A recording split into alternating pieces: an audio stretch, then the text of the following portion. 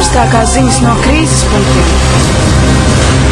Pēdējo stundu stingzinošākie jaunumi. Šis notikums mainās ik minūti. Mēs rādām, lai tas vairāk nenotika.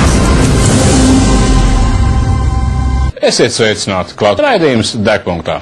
Ar jums kopā ir Kārlis Seržants un Inese Supe.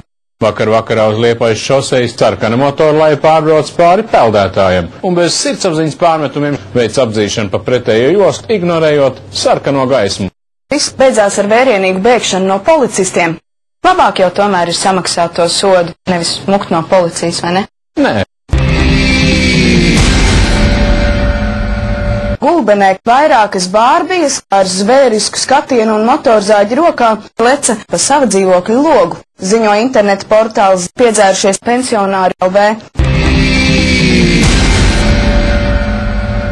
Bērni iepirkuma ratiņos sakrāva 6 kastes degvīnu 320 latu vērtībā, un šis nebūtu nav pirmais gadījums. Tā ir ļoti laba viela pārdomām arī vecākiem, manuprāt, jo man liekas, ka principā kas svarīgāks, bērns vai alkohols? Bērni, bet ja runājam nopietni, man pietiek arī ar kārtīgu devu alkoholu. Šodien Sigūdas apkārtnē pagaidām nenoskaidrots auto it kā aizķēris pensionāru un, metot kūleni, pensionārs taisnā ceļā ietriecās kapsētas vārtos. Aculiecinieks stāsta, ka vīrietis gāja bojā. Izrādās, ka pat ēdot pusdienas nevar justies droši par savu veselību un dzīvību. Šādu secinājumu izdarīja Inga pēc nepabeigtām pusdienām lielveikalā Spice. Restorāns, no kuras sievietei virsū uzlidoja asfalta rullis, savu vainu ir atzinis un cietušajai atvainojies. Šodien Ventspilī 2 baikeri, klasot puķis, apmaldījās mežā.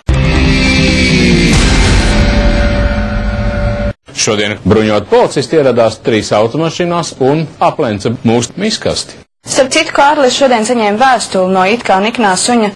Suns rakstīja, ka policisti viņu ir piekāvuši, savukārt likumsargi to noliedz.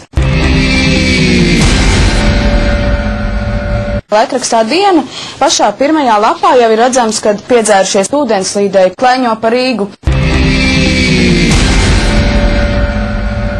Es kā alkohola pārņemts vīrietis varu teikt, ka ejot gar alkohola pārpildītajiem plauktiem bieži nākas dzirdēt. Es gribu to. Nē. Tad nopērc lūdzu man šito. Tomēr nē. Uz redzēšanos. Sauzējiet sev un tiekamies atkal rītvakar.